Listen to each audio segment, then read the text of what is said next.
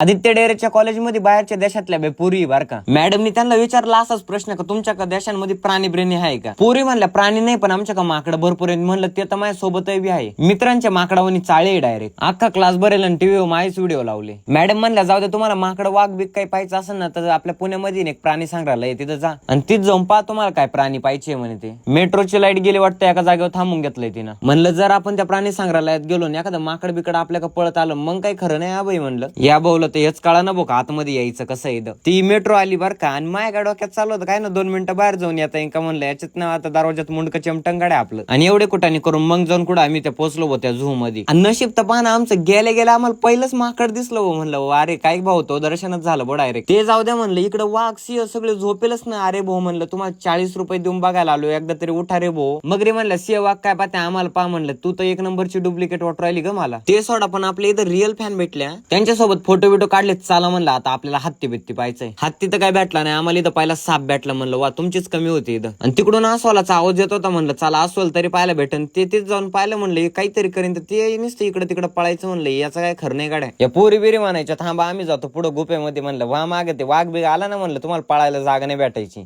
गायब आहे काय नाही रे मशे नाही राव मला तर रांग्यांडाच दिसून राहिलाय तो. धन्यवाद आपले 6 लाख फॉलोअर्स कंप्लीट केले. तुमच्या मित्रांना द्या व्हिडिओ पाठवून त्यांना म्हणा आपल्या वाघांना सगळ्यांना माकड बिकड पाहायला जायचे म्हणून.